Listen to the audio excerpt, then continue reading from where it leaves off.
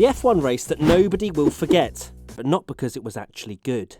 When you look through our F1 history, there have been great races, bad races, crazy races, and many controversial incidents. But this one particular race, in my opinion, takes the absolute biscuit when it comes to being one of the most memorable, but for one of the strangest reasons ever. I'm of course talking about Indianapolis 2005, the United States Grand Prix, and 6 cars took part. We have to cast our minds back to the year before to really get an understanding as to why all of this happened and how the banking started to produce some problems.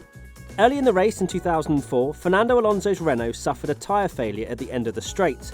A couple of laps later, Ralf Schumacher also had a tyre failure on his Williams, this time on the banking, and ended up running backwards into the wall. The massive impact left him with a concussion and minor fractures in his spine, forcing him to miss the next 6 races. Both cars were running Michelin tyres, and it left people wondering whether it was a fundamental tyre problem or perhaps the freak result of debris from the 4-car accident which had happened on the opening lap. Either way, it was a foreshadowing of the events that were to unfold the following year. By the time of the 2005 race, things had changed a bit. Indianapolis had been resurfaced, and then when the field rocked up to test for the Indy 500 that year, tyre manufacturer Firestone noted that the tyre wear was unusually high.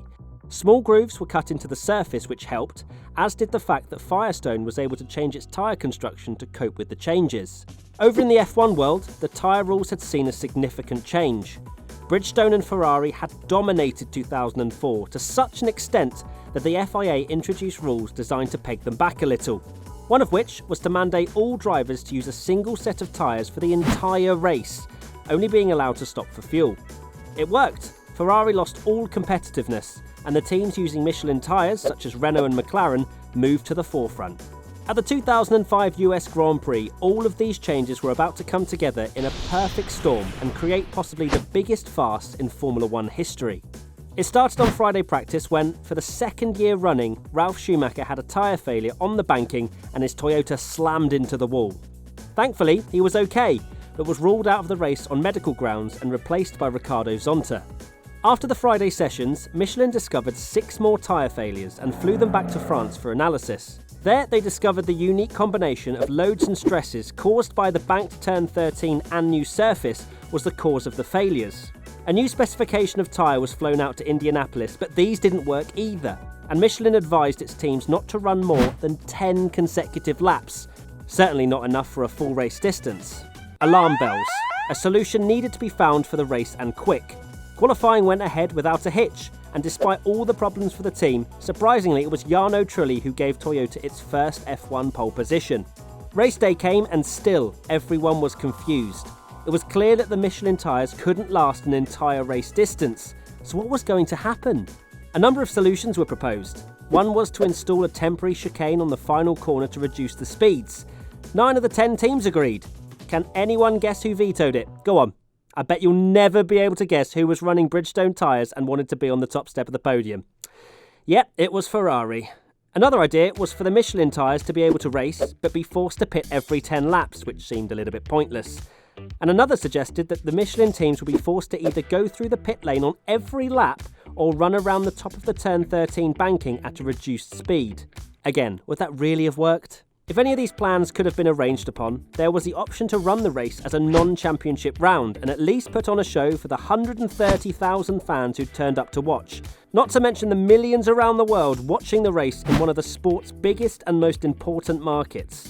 But FIA President Max Mosley, who wasn't actually at the circuit, reportedly threatened that if that happened, he'd shut down every FIA-affiliated organisation in North America. As the start of the race drew nearer, no solution had been agreed upon, and it became increasingly likely that Michelin wouldn't allow its drivers to take part. The drivers lined up on the grid and set off on the formation lap. A team radio message from David Coulthard was broadcast: "If this comes down to my choice, I want to race." He had no choice. At the end of the formation lap, Trulli led a train of the 14 Michelin runners down the pit lane as they all withdrew from the race. An incredibly sad sight to see. It at least shed a bit more light on his pole position though. In the days where you had to qualify with your race fuel on board, it seems Toyota had been so certain of not being able to race that they sent Trulli out for his qualifying lap on minimal fuel to at least try and grab some positive headlines for snatching P1. Meanwhile, the 2 Ferraris, 2 Jordans and 2 Minardis lined up, spread out in their original grid positions, the weirdest thing you'll ever see, ready for a 90-minute 6-car race over 73 laps. Understandably furious at what was playing out in front of them, the crowd booed and jeered, throwing things onto the track, holding up protest signs and eventually leaving the event.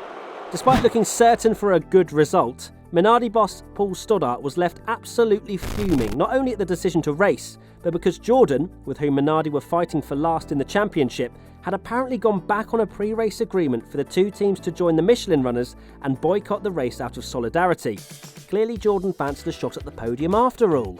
The race, if we can call it that, went ahead without much incident, save for a brief moment where the 2 Ferraris almost collided after a pit stop. Michael Schumacher won what would be his only race of the season, that hurts to say, ahead of Rubens Barrichello, with Thiago Monteiro winning the battle to finish 3rd ahead of Narain Karthikeyan and the 2 Minardis of Christian Albers and Patrick Friesacker. So, who was to blame? Well, Michelin had made the tyres that weren't fit for purpose, but they couldn't have predicted that a resurfacing of the track would have such an adverse effect on the way they made their product. Bridgestone had managed it, sure, but they had the benefit of data from Firestone, a company owned by Bridgestone, on the new surface, so was able to make changes. So how about blaming Ferrari for blocking the chicane idea? Well, as nice as it would have been to see them show solidarity with the other 9, you can't blame a team for seeing an opportunity to grab maximum points.